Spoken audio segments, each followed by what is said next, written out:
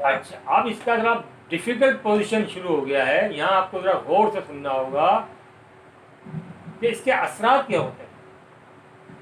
जब आदमी जहनी टेंशन में मुब्तला होता है कि यार वो समझ रहा है किसको, वो कर कुछ रहा है, यही चीज़, यही अमल जो है बाज़ औक़ात फौजियों के साथ पेश आता है।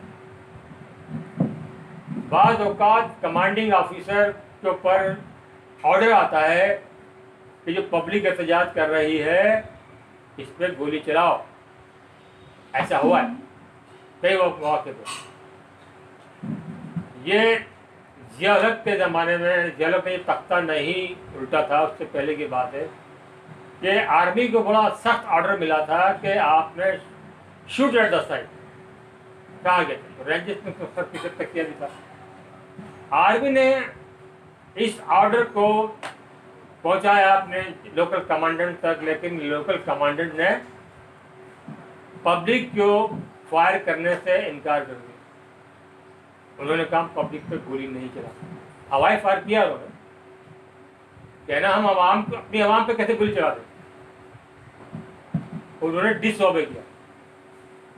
तो ये पूरा हिस्ट्रिकल रिकॉर्ड है कि आर्मी ने एक गोली पब्लिक पे नहीं चलाई, क्योंकि उनके पास ऑर्डर थे कि गोली चलानी है और जहाँ कोई एहतजाज कर रहा है, एजिटेशन हो रहा है, आपने फायर करना है। लेकिन उन्होंने हवाई फायर किया।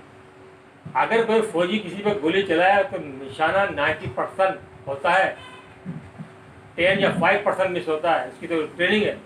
लेकिन उसने एक गोली नहीं चला कि मैं अपने आवाम पे कैसे गोली चला। क्या हुआ, ये बहुत बड़ा सानिया होने वाला था या कुछ होने वाला था। तो बाल ऐसे कई मौके पे हुआ कि जैसे कि ये चीज़ जो है इंडियन आर्मी में भी होता है।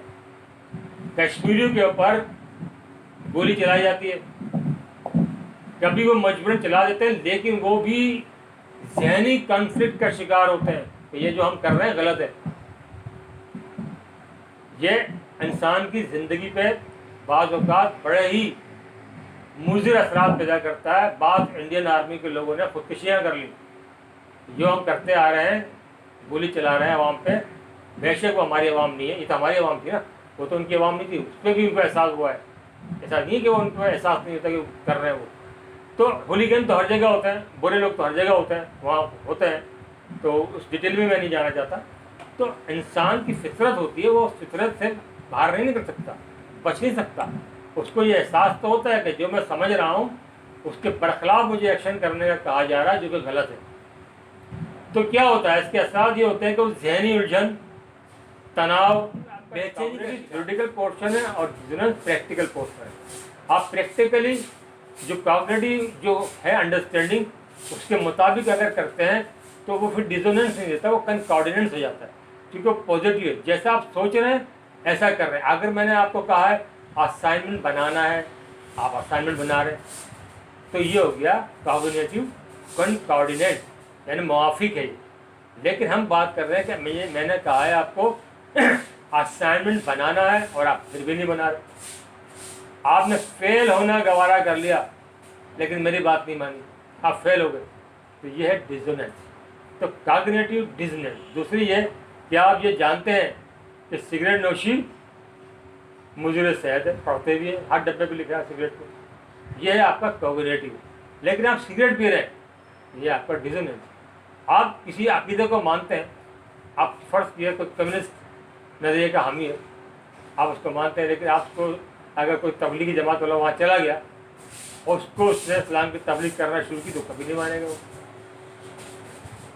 वो कभी एक्सेप्ट नहीं करेगा, क्योंकि उसका बिलीफ उससे ज़्यादा स्ट्रॉन्ग है। इवन इस थ्योरी से हम ये सीखते हैं कि अगर हमारा मैसेज कामयाब बनाना है, अगर किसी की ब्रेन वॉश करना है, किसी की हैबिट को चेंज करना है, किसी के सियासी अकायद को, नज़रियात को, एतमाद को अगर तब्दील करना है, तो आपको इसकी स्टडी इस तरह करनी होगी कि वो रॉ मटेरियल के साथ वो नया हो और वहाँ पे ये समझ सकता हो।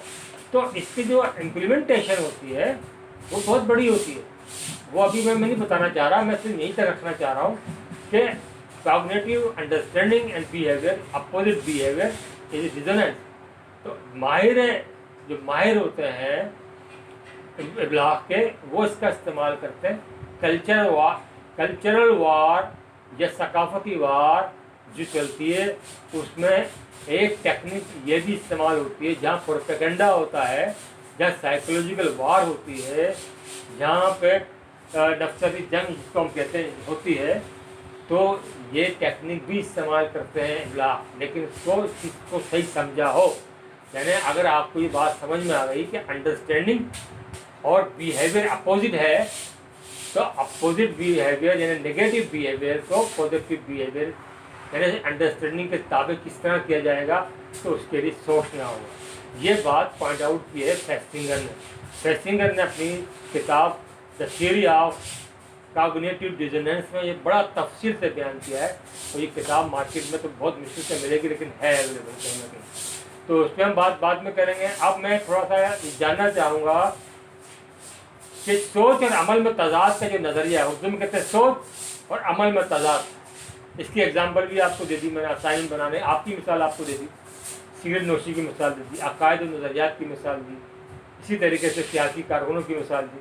ठीक है, आप किसी सियासी कारकुन को उसके सामने उसको बुरा भला कह के देखें, आप चाहे किसी पार्टी का हो, चाहे वो पीपल्स पार्टी का हो, मुस्लिम लीग नून का हो, MQM का हो, या किसी और पार्टी का, आपके सामने बुरा कहेंगे तो वो आपको जस्टिफाई करें। अगर दोस्त है तो आपको शायद कुछ ना कहे, समझ ले वो, लेकिन अगर आप जानते हैं तो शायद झगड़ा हो जाए। तो बिहेवियर में तब्दीली आती है जब आदमी की अपनी ज़िंदगी में निजी मसाइल, ख़ानदानी मसाइल जब होते हैं, तो वहाँ के बिहेवियर में तब्दीली आती है जहाँ उसको डिसीजन मेकिंग करना होती है। फौज की मिसाल दी मैंने, आर्मी की मिसाल दी कि किस तरीके से आर्मी डिसओबे करती है।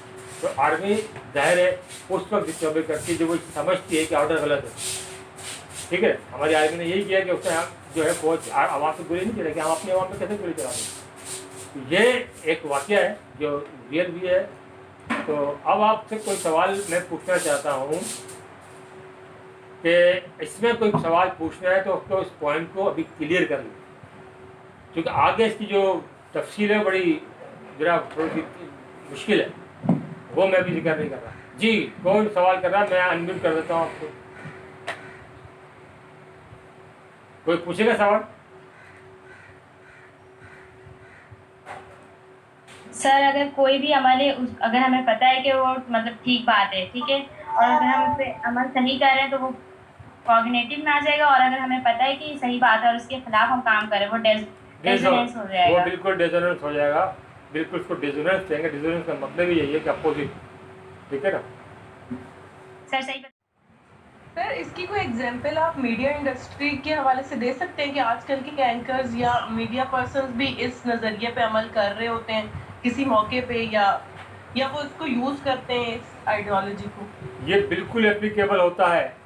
होता ये है, पहली बात तो ये कि हर अखबार की और हर चैनल की एक पॉलिसी होती है। हर अखबार की एक पॉलिसी होती है। अब मैं एक मिसाल देता हूँ। फ़र्ज़ किया हमारे पास 2 चैनल हैं जिसकी मिसाल हम ले सकते हैं। एक है ARY, दूसरा है जियो। खानज़ादा को कहा जाए ARY में काम करो, पहली बात तो उसको लेंगे नहीं लोग। लेकिन शाहजब खानज़ादा जियो की पॉलिसी से बहुत इत्तेफाक करता है, वो वहाँ पे काम करने जाएगा तो वो उसको ज़हनी तौर पर एक्सेप्ट नहीं करेगा। क्यों?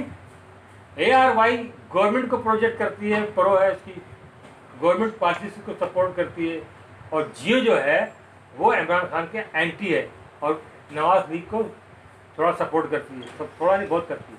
ये दोनों एक दूसरे के एंटी चलते हैं।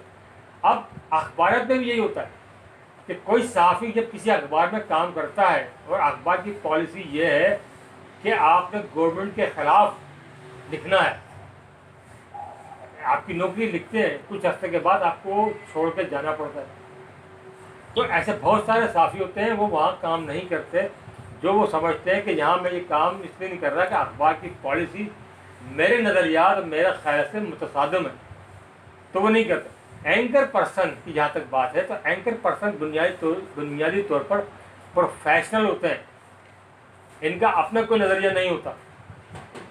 ज़्यादातर आज की दुनिया में एंकर पर्सन जो है वो पॉलिसी के ताबे बड़े खुशी से काम कर रहे होते हैं, उनका अपनी थिंकिंग नहीं होती। लेकिन अगर जिस सहाफ़ी की जो मंजा हुआ सहाफ़ी है, पुराना, उसकी कोई थिंकिंग डेवलप हो जाए तो वो चैनल छोड़ेगा, उस चैनल में काम नहीं करेगा क्योंकि वो अनईजी हो जाएगा। क्योंकि अंडरस्टैंडिंग के खिलाफ अमल करना अनईजी, तकलीफ का बाइस बनता है, तो वो उस चैनल में काम नहीं करता।